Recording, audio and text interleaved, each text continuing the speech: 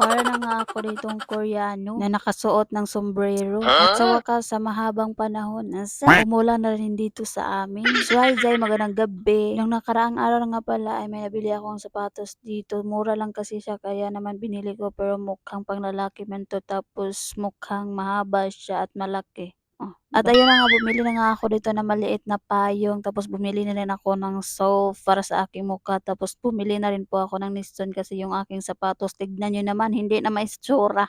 Natapunan kasi yun ng cuticle remover ko, pumutok yung aking paglalagyan ng aking cuticle remover kaya ganon. Yung Niston ng aking sapatos ay guba na. Kaya naman napagdesisyonan ko talaga na bumili ng Niston para naman magamit ko pa yung aking sapatos. Sayang naman 'di ba, kahit mura lang yun eh nasasayangan ako. So ito na nga yung nabili ko na sabon, no, sobrang ganda talaga niya at malalaman mo talaga kung legit yan or hindi. Kasi makikita mo talaga sa paglalagyan niya na may gold at hindi yun madaling matanggal yung gold niya kasi nga sobrang dikit talaga. Sas nagpromo. So may nabili na nga pala ako dito na pangpakulay ng buhok, tapos itong pangnusnos ng katawan, mura lang pala dito. Bumili pa talaga ako sa Black Up na mura di karon. Nandito lang pala sa Gaisano. Bumili lang ako no ng isa kasi ako lang naman yung gagamit dito at hindi kayo. Baga kay mugnaw. So ayan, sa sobrang nagmamahalan na ang lahat, bumili na lang talaga ako sa pangangailangan ko ngayon. Pero kahit anong gawin ko, makakabili talaga ako ng hindi ko kailangan. O, di ba?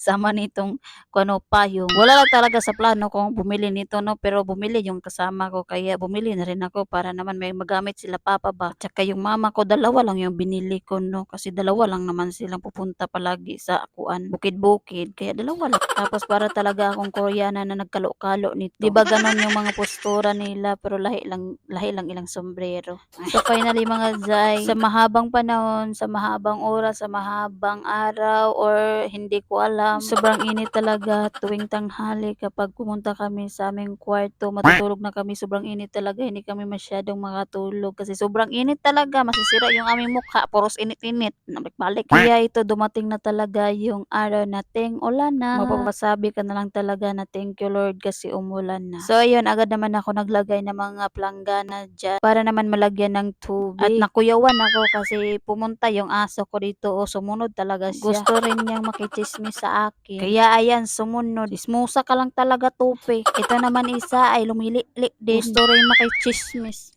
So yun lang naman. Thank you for watching. Bye-bye.